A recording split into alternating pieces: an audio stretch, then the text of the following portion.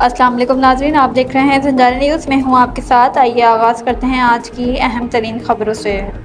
ایران سے سب سے بڑی خبر سامنے آئی ہے۔ تہران کے مشرقی علاقے میں زوردار دھماکے کی آواز سننے کے بعد کچھ دیر کے لیے تشویش کی فضا پیدا ہو گئی۔ ابتدائی طور پر دھماکے کی نوعیت واضح نہ ہو سکی، تاہم بعد میں ایرانی حکام نے بتایا یہ کوئی حملہ نہیں تھا بلکہ جنگ کے دوران باقی رہ جانے والے گولہ بارود کو محفوظ طریقے سے ناکارہ بنانے کے لیے کیا گیا ایک کنٹرول آپریشن تھا۔ حکام کے مطابق اس کارروائی میں نہ کوئی جانی نقصان ہوا اور نہ ہی شہریوں کو کسی قسم کا خطرہ لاحق ہوا۔ اب بات امریکہ اور ایران کے درمیان جاری سفارتی رابطوں کی۔ واشنگٹن نے ایک بار پھر واضح کیا ہے کہ ایران کے ساتھ کسی بھی بڑے معاہدے کا انحصار نئی جوہری ڈیل پر ہوگا۔ امریکی حکام کا کہنا ہے کہ اگر ایران بین الاقوامی شرائط کے مطابق اپنے جوہری پروگرام پر تعاون کرتا ہے تو پابندیوں میں نرمی سمیت دیگر شعبوں میں پیش رفت ممکن ہو سکتی ہے۔ دوسری جانب ایران اپنے موقف پر قائم ہے کہ اس کا جوہری پروگرام پرامن مقاصد کے لیے ہے اور وہ ایسا معاہدہ قبول نہیں کرے گا جو اس کی خود مختاری یا قانونی حقوق کی متاثر کرے۔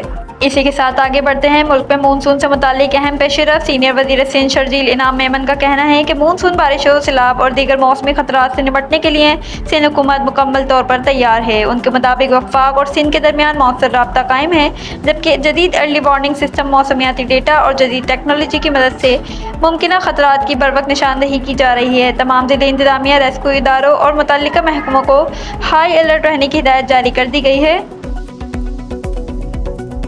بلوچستان سے دہشت گردی کے خلاف بڑی کارروائی کی خبر۔ پاک فوج، ایف سی بلوچستان اور پولیس کی مشترکہ کارروائی آپریشن شوبان بھرپور انداز میں جاری ہے۔ سیکیورٹی ذرائع کے مطابق تازہ آپریشن میں فتنہ الخوارج سے وابستہ 9 دہشت گرد ہلاک کیے گئے۔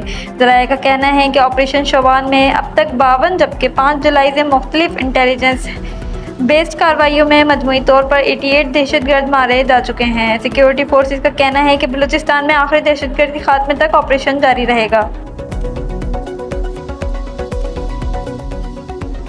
اسی کے ساتھ آگے چلتے ہیں۔ کراچی سے ایک بڑی کارروائی کی خبر۔ ایف آئی اے کے کاؤنٹر ٹیررزم ونگ اور حساس ادارے نے مشترکہ کارروائی کرتے ہوئے غیر ملکیوں کو مبینہ طور پر غیر قانونی پاکستانی قومی شناختی کارڈ فراہم کرنے والے ایک منظم نیٹ ورک کا سراغ لگا لیا ہے۔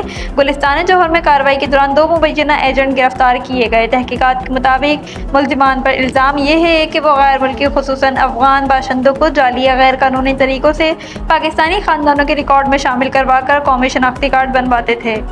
ابتدائی تحقیقات میں یہ بھی سامنے آیا ہے کہ درجنوں افراد کو اس طریقہ کار کے ذریعے شناختی دستاویزات فراہم کی گئے، جبکہ ہر شناختی کارڈ کے بدلے بھاری رقم وصول کیے جانے کا بھی انکشاف ہوا ہے۔ ایف آئی اے حکام کا کہنا ہے کہ گرفتار ملزمان کے خلاف مقدمہ درج کر لیا گیا ہے، اہم دستاویزات قبضے میں لے لیے گئے ہیں اور اس نیٹ ورک سے وابستہ دیگر افراد کی تلاش جاری ہے۔ حکام کے مطابق تحقیقات کا دائرہ کراچی کے علاوہ لاہور، اسلام آباد، پشاور اور کوئٹہ تک بھی بڑھا دیا گیا ہے۔ اور اب کراچی سے ایک اہم عدالتی پیش رفت۔ منشیات فروشی کے الزام میں گرفتار اور قتل کے مقدمے نامزد ملزم انمول عرف پنکی کی جانب سے جیل میں سہولتیں نہ ملنے سے متعلق دائر درخواست پر عدالت نے سماعت مکمل کر لی ہے۔ جیل حکام نے عدالت کو بتایا کہ ملزمہ کو ڈاکٹرز کی تجویز کردہ ادویات فراہم کی جا رہی ہیں اور ذاتی کپڑے استعمال کرنے کی بھی اجازت ہے۔ وضاحت اطمینان بخش ہونے پر عدالت نے درخواست نمٹا دی ہے۔